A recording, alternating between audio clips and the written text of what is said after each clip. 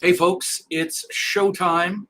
As you can tell, it's 4 o'clock here on Monday, August 8th, and I'm talking about this upcoming full moon in Capricorn, as you can see there on your screen. Full moon in Capricorn, and as you see, it's in Dhanishta Nakshatra, and it's also with Saturn, as you can see, close aspect to Saturn, so a lot of Saturn influence happening now, and especially between now and this full moon, and really even for the rest of this cycle for the next couple weeks to 30 days. This is the emotional cycle that we're working through right now.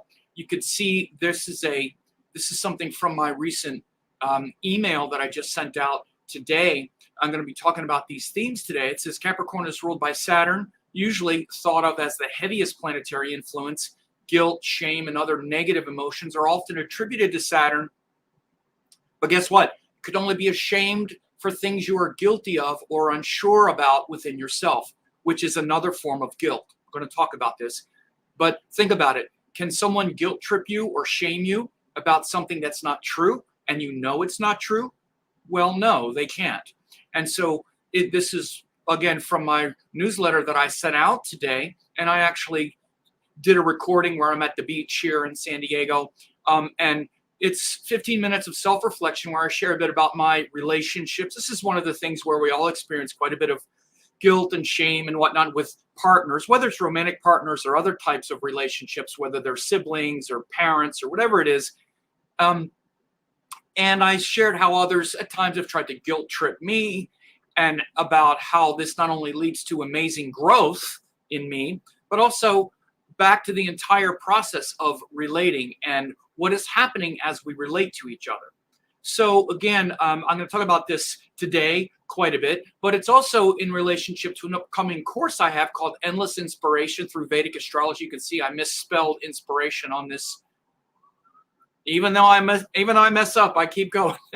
No, but the reason is because a lot of these negative emotions we get stuck in, and they're actually a source of amazing inspiration, but we forget. We don't understand that. And by the way, here's a link to that free video, and it's at this page here. If you click that, you can watch that. But this is on a page where I'm talking about this class, Endless Inspiration through Vedic Astrology. It's only $47. It's more than 10 hours.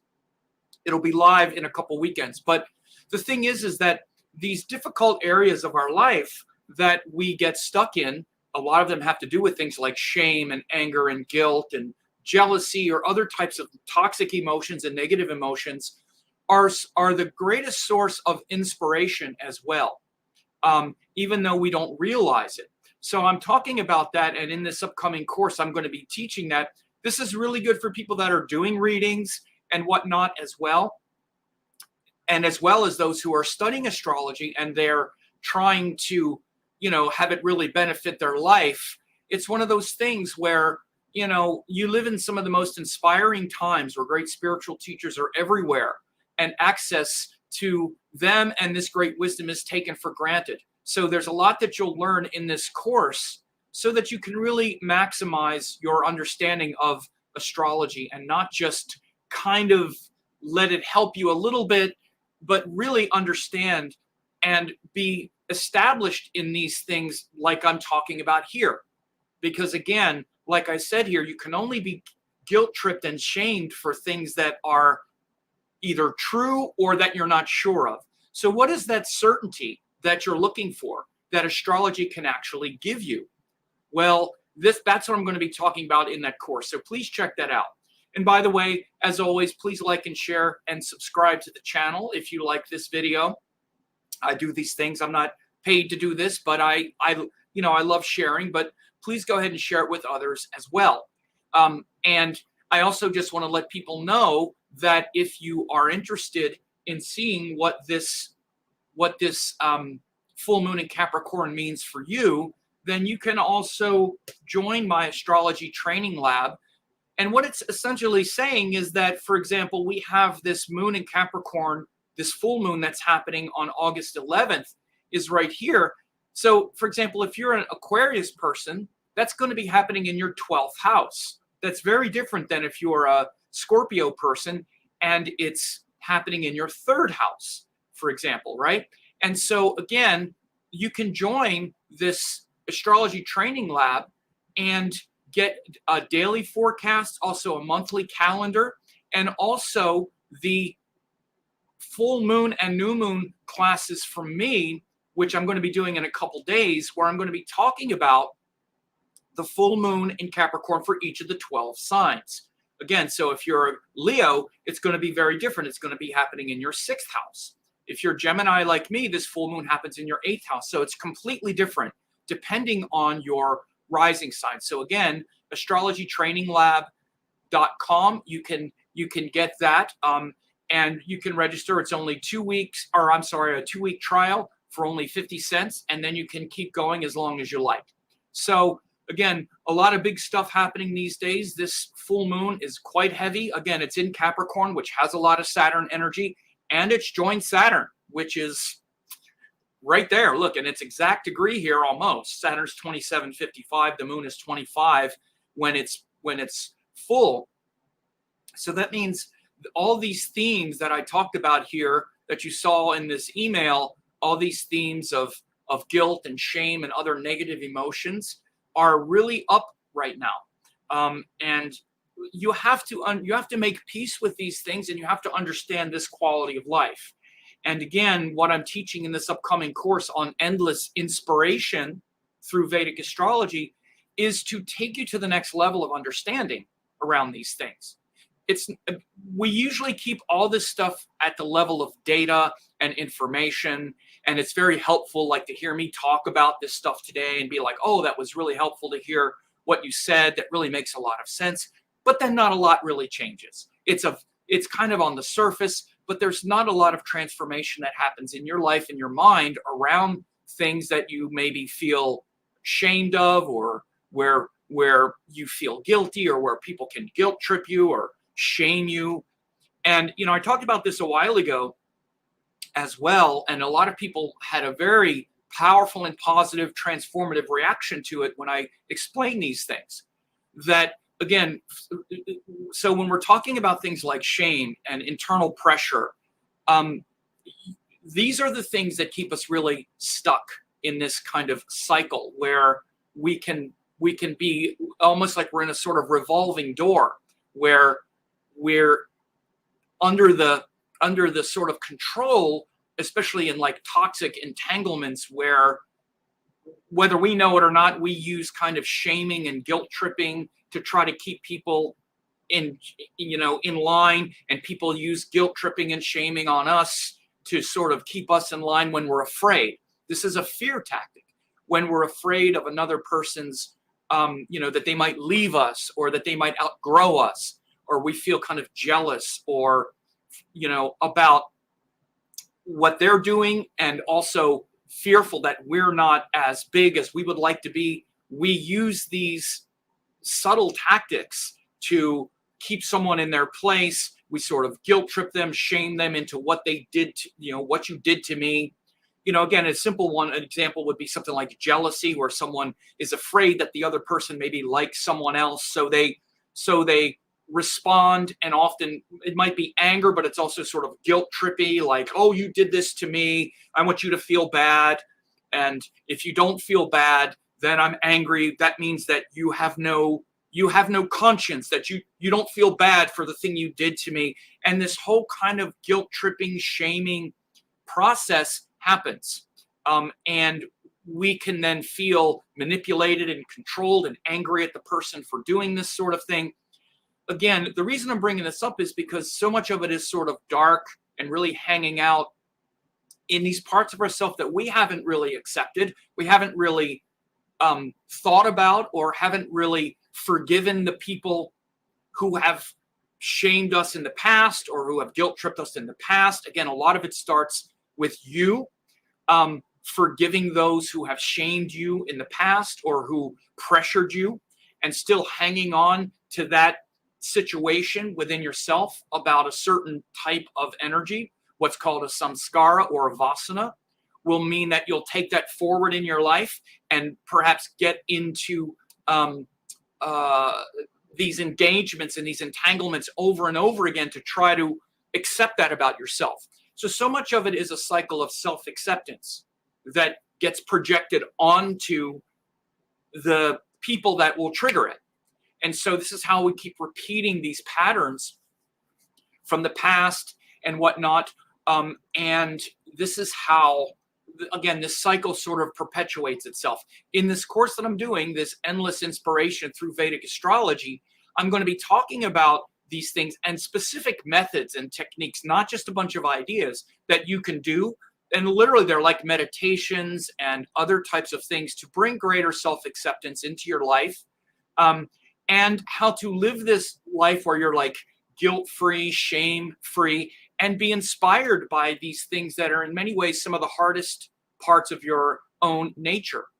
So with this upcoming full moon, a lot of these things are being processed right now because this full moon in Capricorn is opposite the sun in Cancer.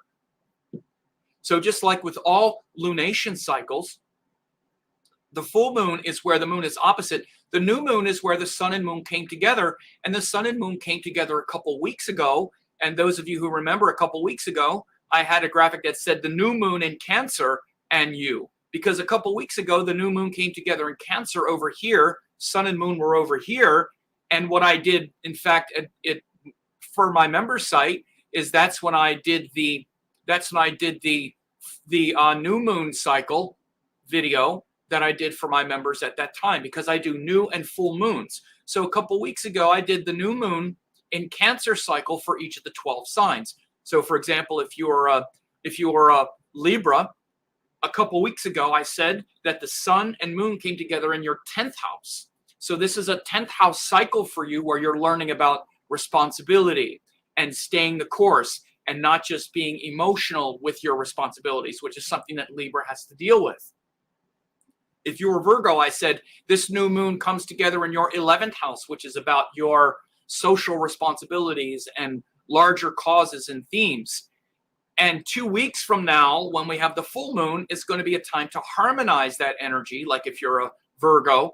So it's not just all this focus on your 11th house. Now you're going to be trying to harmonize that with the energy of the 5th house. It's opposite, which means you have to follow your creative inspirations, not just sacrifice your identity to the collective, etc. So again, these are the cycles that are happening all the time, whether you know it or not.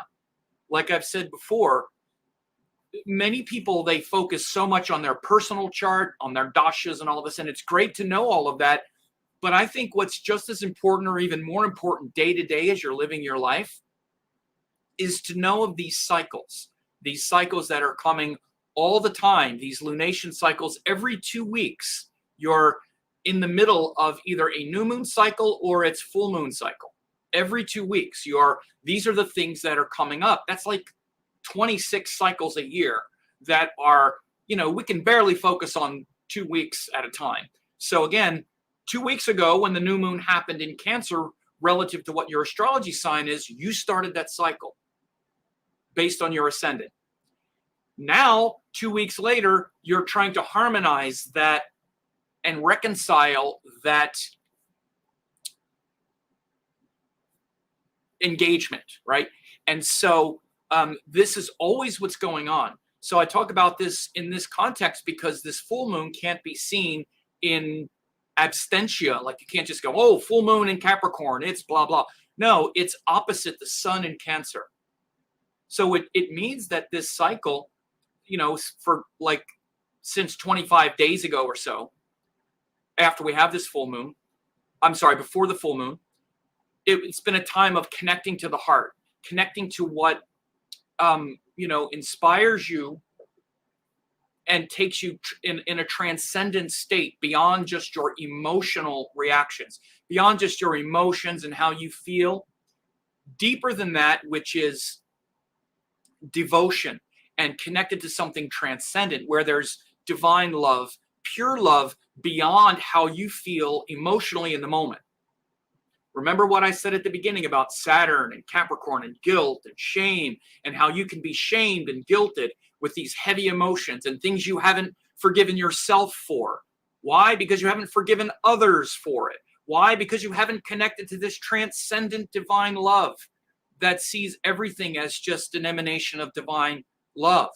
That's your nature. True compassion, true empathy, even for those, and especially for those who have hurt you, who have punished you, who guilt tripped you. You're still angry at them and hanging on to them and defining yourself by their negative, guilt tripping, shaming things. You're still stuck in that. This is one of the biggest things that Cancer has to work through, is to get out of this, oh, I'm so, woe is me. Everybody, why am I always the one mistreated? I'm not saying just Cancers, but planets in Cancer. The Cancer energy is that nurturing, selfless love that gives love and wants to give love to everything and everyone, but is, instead of connecting with the transcendent devotional love, is stuck in the emotional, how I feel aspect of it. And so that means that there's always this sensitivity, this oversensitivity to how others respond, right? These are planets in Cancer, and the Cancer energy is where we're always aware, and all of us have all the energy, where we're always aware of what comes back to us. Well, I'm so sensitive and I give so much love, but no one does it back. Why am I always the one giving? Why is everyone so mean when I'm just trying to help and blah, blah. This is the difficulty of Cancer energy. Again, what's happening here is that's more of Libra energy. Libra is when we can make agreements and we can give and take and not feel like we're being emotionally abused when we give something and it doesn't come back the way we want. Much like a mother's love for a child, or when we love our animals and we love our pets. We don't condition our love on their reciprocation. That's the pure nature of Cancer, the pure love. The mother doesn't want to take anything from the child. The mother is not interested in whether or not the child is keeping up their end of the bargain. No, the mother or father just wants to give love. It's selfless. It's sattvic. It's just giving. And so when we're just giving from that place of Cancer, then there is no guilt or fear or shame, even to the person who treated us that way. Now, again, I'm not saying that's easy, nor am I saying that it's that we have to use that in all examples. What I'm giving you, though, is the example of when we can love selflessly,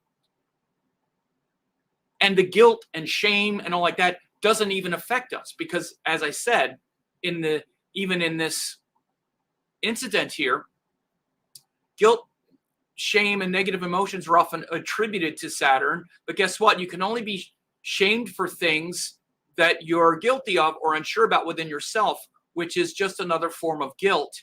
So again, like if, for example, when there's a little child and they say something to the parent, and they try to make the parent feel bad or something, and the parent knows that it's just because the child isn't mature enough to understand, it doesn't hurt the parent's feelings because the parent knows it's not true. Or maybe the child does say something, in those examples where the child does say something and the parent realizes, whoa, they just said something that's true about me, and I feel ashamed of myself. Again, think of how shame is a very inspiring thing as well, because we should be ashamed of certain things we do. That's how we correct ourselves. We correct ourselves by being ashamed of what we did. There are things I did when I was younger, or even now, where I am ashamed. I've been ashamed. And feeling that shame and that pressure of Saturn, realizing that I screwed up and I should change, because I feel genuine empathy for the person I hurt. And I'm ashamed of myself, and I'm humbled, and I humble myself before them and apologize with tears in my eyes. I'm so sorry I acted that way towards you. I'm so sorry. Please forgive me. No condition. Even if the person says, I don't forgive you, I hate you for the rest of your life, we have to accept it, because we know we messed up. We're ashamed of ourselves, and we vow to not do it again. Why? Because that heaviness of Saturn is the punishment of realizing that we did something to another soul that they didn't deserve it. That's how we learn. We live in a world now where there's no shame, unfortunately. We see it around us with our political figures and people in public now. It's shameless. And we see this absolute lack of shame. No one is ashamed of anything they do anymore. And it's one of the biggest paradigm shifts that I've had to reconcile for the last several years. No one's ashamed anymore. Get up and lie, so what? There's no consequences anymore, right? And again, all this thing, consequences, shame, this is real Saturn stuff. And again, if someone can guilt trip you and shame you for something and you actually feel it, it's because there's truth in it. Again, maybe they're doing it because they're mean, nasty people too. Okay, that's also part of it, but that's not helping you to just defend yourself and go, oh, you're just this or that, because you're still stuck in the shame. For example, if I say something that is so unreal and I accuse you, I use the example, like if I accuse you of being an ostrich, well, that's preposterous. You're not going to feel, and I try to shame you and guilt trip you because you're just an ostrich. You're just, doing whatever an ostrich does, or you're an alligator. You go around, lying in ambush and, trying to eat, harmless fish and animals. Well, that would be preposterous because there's nothing true about it whatsoever. But if I say something that's true enough, and you should introspect and say, is that really true? If it's true enough, you can feel some guilt and some shame over it. Now, again, maybe it's true enough and you have to introspect and go, I use the example in the video of like someone calling you like a narcissist or calling you you're totally cold, nasty person. Well, am I? What's cold and nasty about this? And you really try to find, is that true? Maybe it is true. And if it is, you could say, you know what? I can see why you think that. And I'm very sorry that I acted this way. And that shame is a corrective process. But what happens too often is we just want to reject it because it doesn't feel good. Oh, I don't feel good. You're trying to shame me. You're mean. You're bad. And we run and we don't even look at things that we should be ashamed of. We should be ashamed of some of the stuff we do. I know this isn't maybe the feel-good message you wanted, but I'm just going to keep it real. And again, but shame in some ways can be the most inspiring thing in the world. Have you ever really screwed up really bad and felt so ashamed and really humbled yourself? I mean, by the way, I have. And I mean, cried and went before a person who, maybe even a person you didn't like, and just, you're not groveling for their forgiveness. You're just telling them and explaining in great detail how what you did was wrong and how sorry you are, and feeling the real emotion. It doesn't matter what they do. They can accept it or not accept it. And by the way, I've had to do it many times. I don't say many times. Maybe I can think of at least 3 or 4 times in my life where, and by the way, I was usually more upset about it than they were. It was something where they were like, God, excuse my language, God, what an asshole. And it wasn't even really that bad. I remember one time it was a girl that I worked with. And again, I didn't even intend to hurt her, but she heard me joking about her. And I found out that she heard me joking about her, and it really hurt her feelings. And again, I'll just admit it. I'm ashamed of this, so I'll admit it anyway, but it was about her weight. It upsets me even thinking about it, how absolutely idiotic that was. Look, it was at a place where there's a bunch of guys, we're all joking about stuff. You get a bunch of guys together, you get 2 guys together, and they'll just start saying a bunch of crazy stuff. We were just all saying a bunch of crazy stuff, but I was probably the biggest mouth, making the loudest comments, and she heard. And I found out that she heard, and that it really hurt her feelings. And man, God, I felt so bad. And I cried in front of this girl and said, I'm so sorry. And I feel it now. It's terrible. And it taught me to not do it anymore. I've never done it since. There's nothing funny about it. It was just a stupid, dumb thing I did. And I felt utterly ashamed. And I didn't care if she forgave me or didn't forgive me. I didn't do it for that. The reason I'm saying this, though, is that it was not only healing for me, but it was healing for her.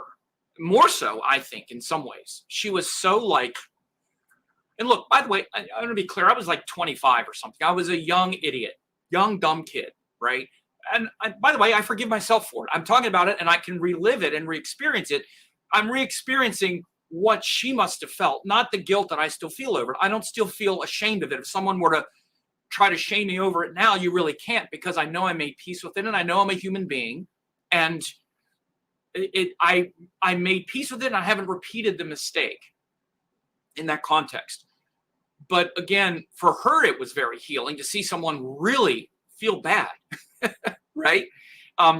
And asking forgiveness and humbling yourself. Again, this is the great work of Saturn, is that pain and that recognition of this mistake that you made, and getting it, not just being like, oh yeah, and then kind of feeling bad and kind of walking around, and then we rationalize it. Well, everybody else was saying something. I mean, it wasn't just me. And by the way, it wasn't just me. She heard all of us. I'm the only one that apologized, by the way. She heard all of us. It was in a factory that I worked at, where it was like 50 young guys. We were all musicians, and it was one of the girls that worked in the office. And we would talk about these girls all the time, all kinds of stuff.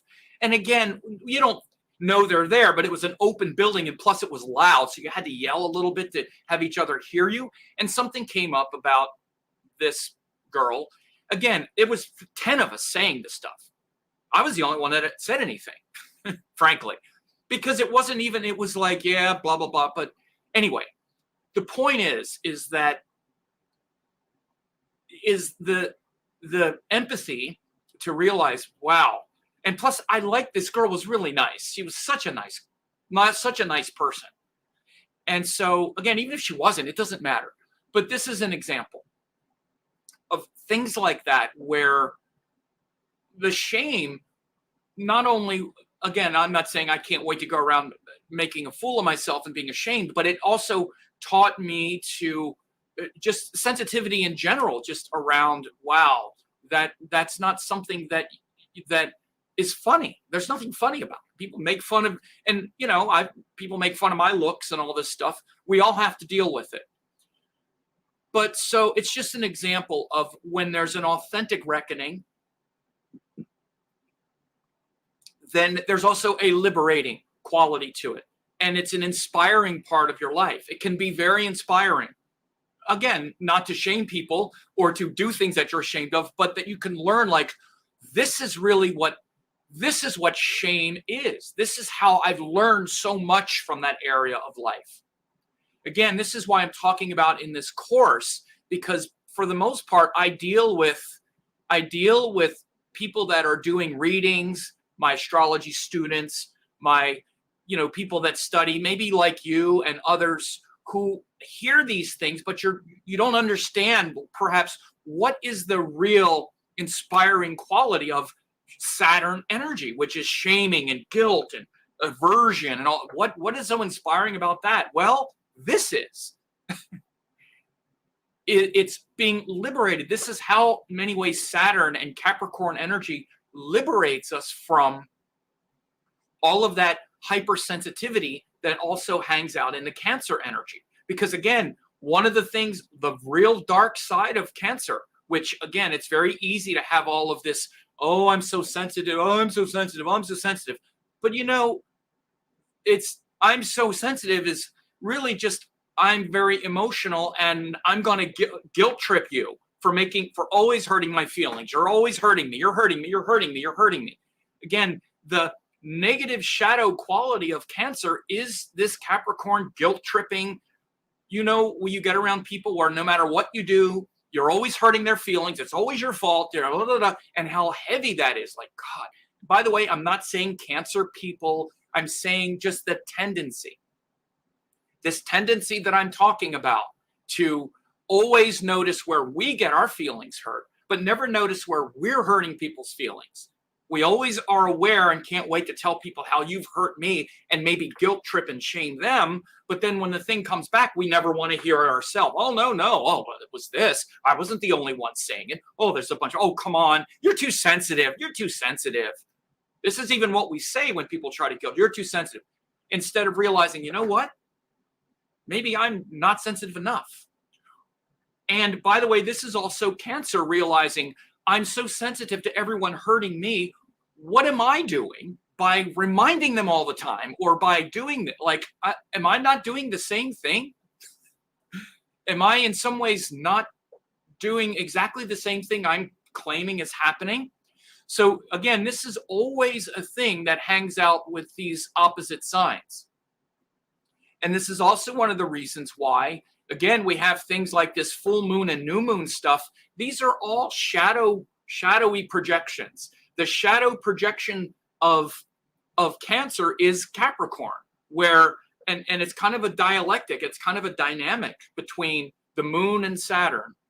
My hypersensitivity to everything because I want to flow through the heart, through this kind of devotional space, right? And all these boundaries, and these other people who don't flow with me, and always feeling like we're kind of being mistreated. So again, that's a huge part of what we're going on. What's going on right now is this dynamic. And so, like I said, one of the things, if you want to see what this would mean for you, then you can check out, I just dropped the link in there again. I'm going to take a quick drink. To talk about the Nakshatra, because this is also in the Nakshatra of Dhanishta. You can see this image here I have of Shiva and his drum. These are very much about Dhanishta Nakshatra. Dhanishta, which is related to wealth and value and money and whatnot. That's often how it's described. But it's also really about transcendent values, not just money.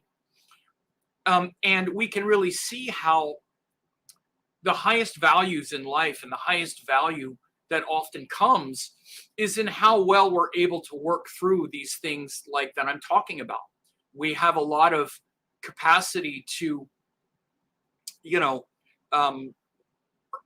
really concentrate our energy on external wealth, external manifestation. This is a big part of Capricorn energy.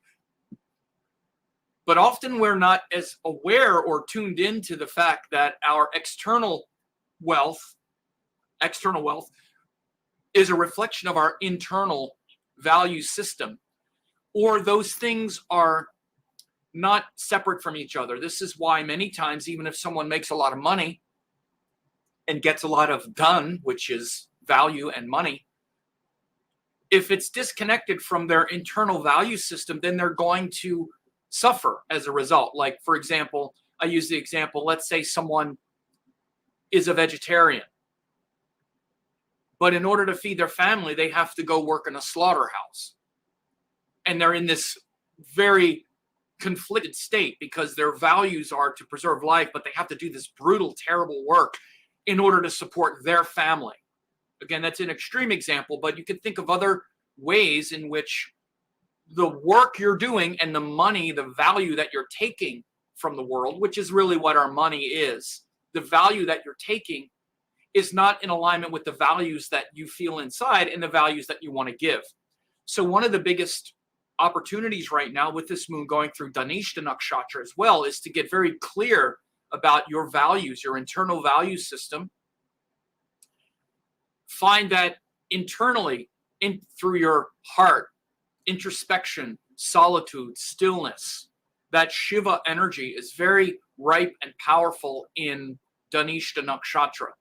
Again, because Capricorn and Saturn are very much about solitude, stillness, introspection, the peace of mind that comes from being able to abide in your own company and be alone. By the way, in this video that I did here, where I dropped the link, I talked about that part of the endless inspiration and the relating process. I actually talked about the fact that, again, I shared about my relationships and the fact that, like, I've never been married, and other things, and how if I didn't know myself and didn't understand the inspiring process behind this, I could feel bad about that. I could feel like it's something I failed at, right?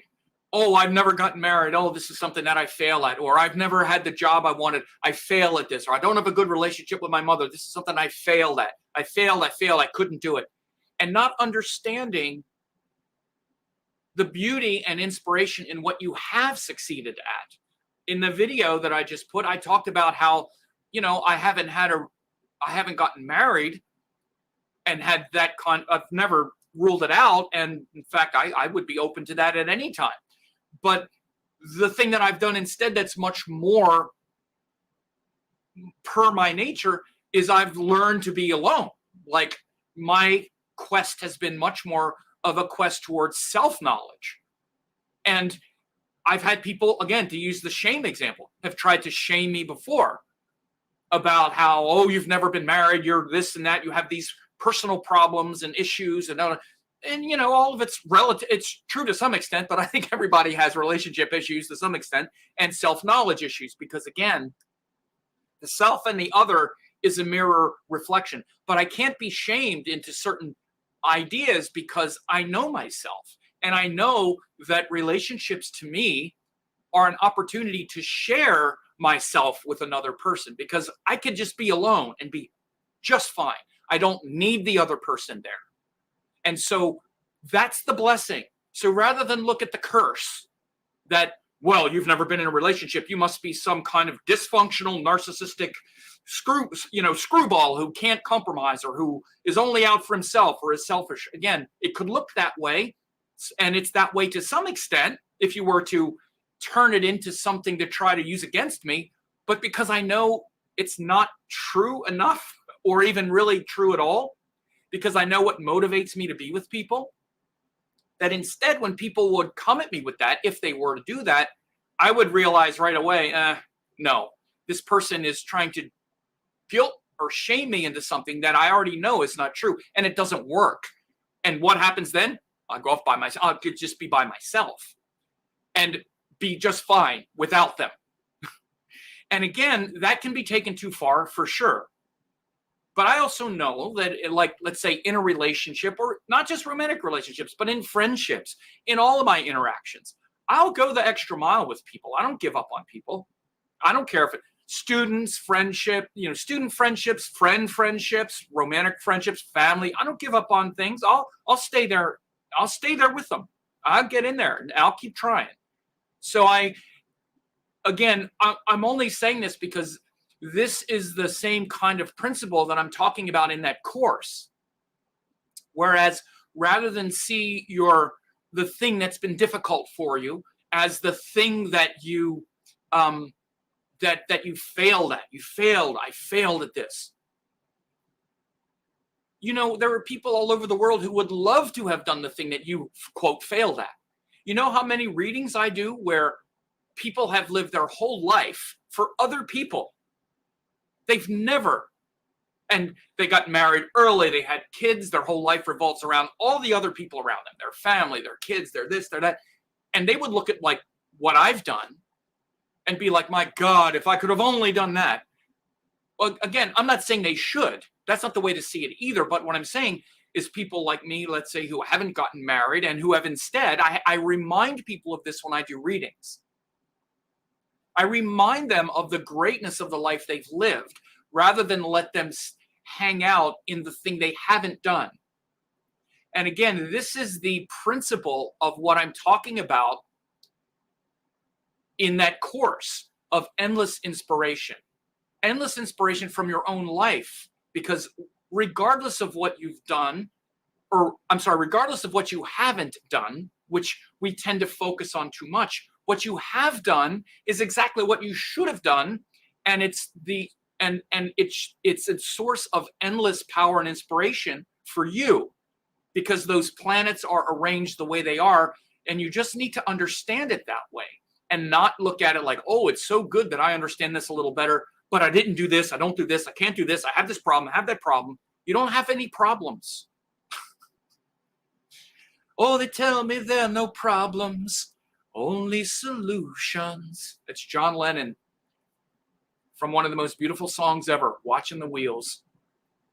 And it always chokes me up because it came out right after he was killed, right after he was assassinated. Oh, John Lennon. But it's a great line. They tell me there's no problems, only solutions. There is no problem. You are the solution. The solution is there, but you don't understand it.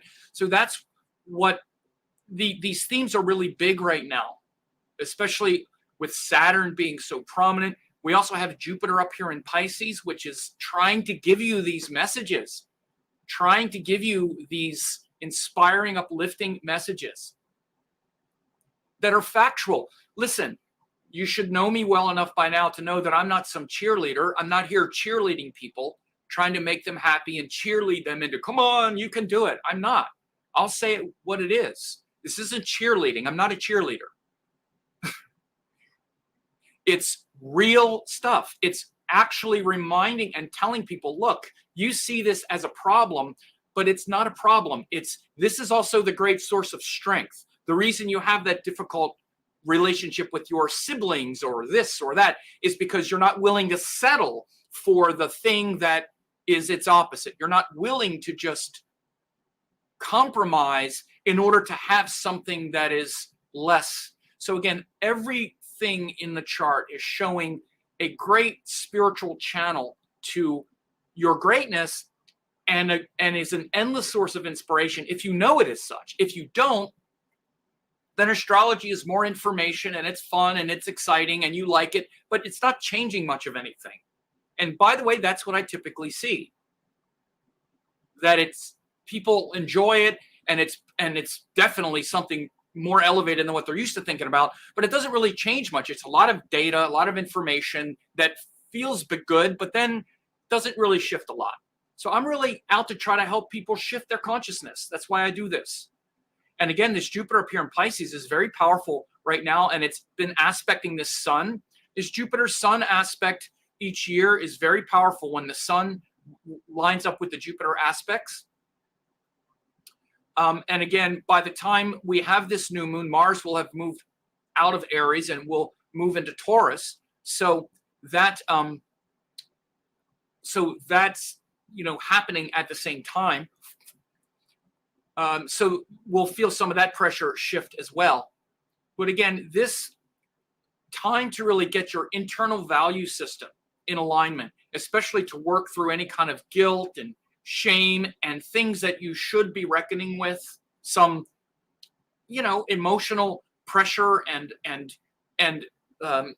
again, things where we often are kind of emotionally narcissistic. And again, Cancer can be a sign.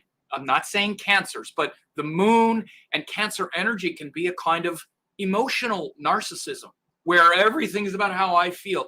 Listen, anybody who thinks that's not narcissistic, narcissism would often be related to the sun and Leo, like here I am, the powerful one. But the feminine, female, introspective quality of that would be that emotional narcissism where everything's about how I feel, no matter what. It's if I feel it, then that's enough for me to do anything, say anything, guilt trip, fight, do anything because I felt it. Well, I felt it. Again, that's also the whole thing revolves around the person. And opposite that is the consequences that comes from that, which is Saturn. Saturn is the one that's opposite of both the sun and the moon. So Saturn, guilt and pressure and consequences and loss and people leaving you and things ending and all of that pressure and stress that comes because of your narcissism. Again, I'm not talking some classical form of narcissistic abuse and all, but I'm just talking about that ego that sees that everything revolves around itself. Saturn is the one, that Saturn energy is the sort of corrective measure that comes to say, wait a minute, maybe the fact that this person left or this thing happened wasn't just that they're some kind of terrible person who did something to you. Maybe you did something too. And do you really feel the empathy there? Do you really see that too? Or is it just more, oh, I'm a victim or whatever it might be? And that's the dangerous potential with this right now. In this Cancer cycle, that halfway point is I'm a victim of all the stuff that feels bad to me, and all the bad people are making me feel bad, and it's all their fault, and I'm just a victim, and everything is just victimizing me, and what can I do? Or to realize, wait a minute, first of all, Do I victimize people too? Do I do the thing? That's the first thing to look at. Look in the mirror first. Is, wait a minute, what if I'm saying this is happening? This is very likely a projection. I'm probably doing quite a bit of it myself, and then get real about it. If you don't want to get real about it, you'll feel the pressure of that. And notice the areas where you feel guilty or ashamed or emotional pressure coming down on you right now. And notice how it's the doorway into greater forgiveness of those who have hurt you. And whatever it is that keeps showing up, that pattern that keeps showing up, look at the people who did that to you that you haven't forgiven. And so you keep looking for a representative of that to try to maybe extract forgiveness for them. You know, my mother didn't treat me well and my father didn't treat me well enough, so I'll find someone who's like that and enact the same kind of thing and see if I can get him to forgive me. And if not, you know, you just get stuck in this whole thing where we're not growing and we're reenacting this familiar dysfunctional kind of power struggle, emotional power struggle. So again, these lunation cycles that happen with the sun and the moon and Saturn, which is where we're at right now, these are big soul crushing, soul revealing transits. Next month, the sun goes into Leo and we have it again. Now the sun in Leo, the full power, but then what's the shadow of that power? What's the shadow of that power gets revealed 2 weeks later with the full moon in Aquarius, which we have next month. So these cycles keep going. And these cycles where we have the Cancer cycle and then the Leo cycle, and then 6 months later, we have the Capricorn and the Aquarius cycle. These are big kind of soul reckoning cycles that we're in right now. And a lot of these kinds of qualities around narcissism and empathy and, again, the compromises and the struggles are big themes. And so these are things that we that we can also really be looking at now. And, you know, particularly these when we get near these lunation cycles and the actual full moons, it starts to really become prominent. So you'd especially notice on the 10th and the 11th, because this happens around the end of the day, and also even partway through on the 9th, which is tomorrow, we're going to start feeling it because the moon's going to go into Capricorn. We already feel it now, but we're going to feel a lot more in the next couple of days. So anyway, I don't want this to go on a whole lot longer, but I do really want to encourage people to go to this website, this Astrology Training Lab, if you want to know about this full moon in Capricorn and you, because again, it's definitely something where not only do you get that forecast for me right now, which is where I do the full moon and new moon forecast, right? But you also get all of these other great updates. My wonderful student, Sebastian Uria, does daily forecasts based on a modified version of the Indian Panchanga, which has the sign, the Nakshatra, the Tithi, the lunar day, and also the Vara. You see these great, this is screenshots right from the course. I'm sorry, right from the forecast. And then a monthly calendar by Melissa Flores Davies. Fantastic, all the transits, and then also a planner, like an astro diary for that month, doing fantastic work. And then I do the twice monthly new moon and full moon forecast for each of the 12 signs. And then you also get like 10 hours of bonuses when you also join. So again, that's a great way for you to stay in touch with the daily astrology and also with these important lunation cycles, which are happening whether you know it or not. Again, every 2 weeks, we're going through this. So you can go back 10 days to 2 weeks ago, and that's when it really started to be this kind of emotional feeling where you're really trying to connect with the heart beyond just your emotional triggering, trying to find that deeper compassion. And again, based on whatever your rising sign is, it's going to affect a certain area of life a lot more. Now you're dealing with its opposite, to be more practical and less subjective, and to reckon with how perhaps your over-emotional, over-sentimentality leads to the divisions and the guilt and the whatnot. So again, it's heavy stuff, but it doesn't have to be heavy. Again, everything is also a great opportunity and a great portal into the next version of yourself. And again, I would also encourage people, this endless inspiration through Vedic astrology is also an excellent course that you can check out. I just dropped that link there again as well, because I think it's something that people at least check out that video where I'm explaining these things, and we'll just leave it at that.